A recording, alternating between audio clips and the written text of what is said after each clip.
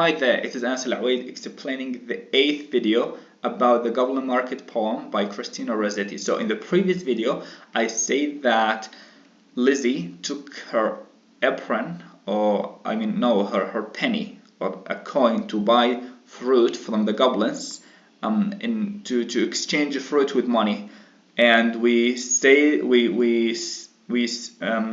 that they refused the fruit and they wanted bodily things instead of money or coin. So they started to attack her, to force her to eat their fruits. So now in this video we will see whether they are going to manage forcing her to eat the fruits or not. Okay.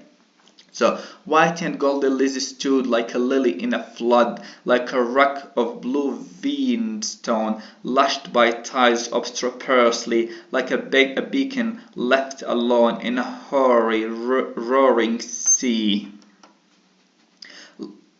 In a hoary roaring sea, sending up a golden fire, like a fruit-crowned orange tree, white with blossoms honey-sweet, so beset by wasp and bee, like a royal virgin town, topped with gilded dome and spire, close beleaguered by a fleet, mad to tug her standard down. So here he is telling us that Lizzie resisting them. Lizzie is resisting them sorely. She tries so much to resist them, and at the same time they are trying so much to force her to eat their fruits. Okay. So 1 may lead a horse to water, 20 cannot make him drink. So they can lead Lizzie to buy their fruits, but they cannot force her to eat the fruit. And here he is, Rossetti is giving us an example that we can take a horse to water, but we cannot force a horse to drink the water, right? And this is the same thing. They are attacking Lizzie. They are trying to force her to eat the fruits, but they won't manage. Yeah, they will squeeze the fruits against her mouth, but the fruits will just be squeezed, and the water of the fruits will go on her face and on her cheeks. Okay, and that is what Lizzie wants, because she wants the water of the fruits.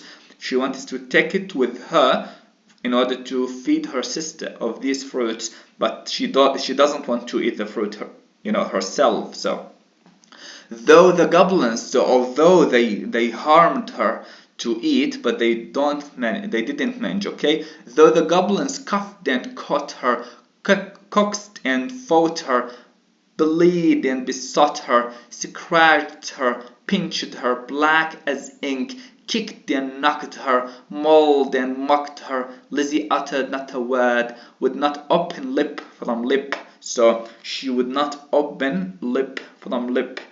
Well, think of that as also in another way. They are forcing her to eat.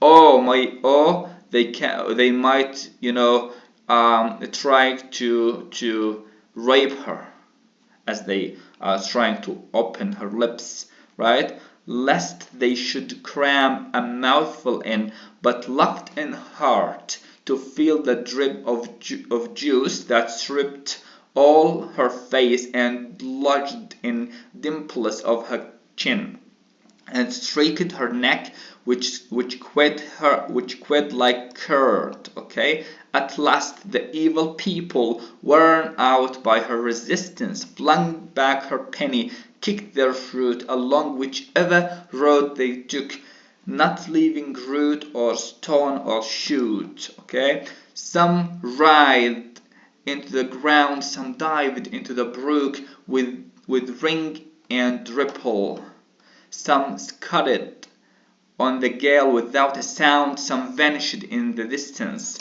So after they are warned by her resistance, they escape. They knew that they are not going to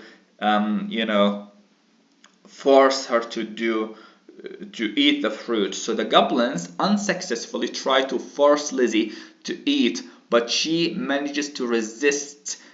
Although she is assaulted physically, they cannot dirty her purity or make her open lip from lip, but there is some juice on her lips, in her face, and on her cheeks. So then they flee after she sorely resisted them, after they understood that it's impossible to make Lizzie eat the drink or eat or drink the fruits, because she is just like a horse. You can take the horse to water, but you cannot force the horse to drink. So in a smart acting, Lizzie went her way, knew not was it night or day. If you remember, Laura and Jenny, also when they were caught by the goblins, they didn't know whether it was night or day. So it's the same situation. Sprang up the bank, tore through the furze, threaded copse and dingle, and heard her penny jingle, bouncing in her purse.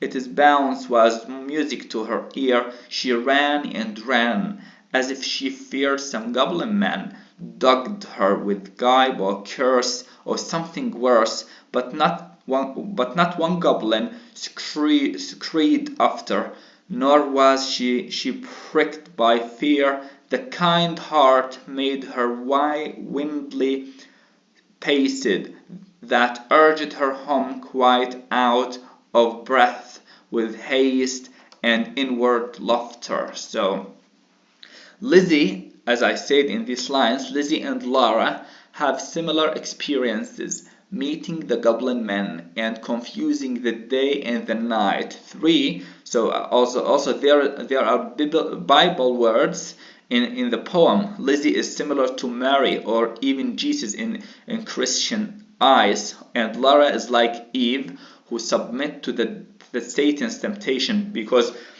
Lizzie didn't submit to the temptation of the devil or these goblin men, but Lara, she submit, and she was convinced in her heart to eat the fruits. But Lizzie, no, she didn't even think about eating the fruit. So although she was physically harmed by it, but spiritually they couldn't harm her. And this is the idea here in these lines. I will continue explaining the poem in 2 other videos, so please subscribe in the channel and like the video, and see you in another video.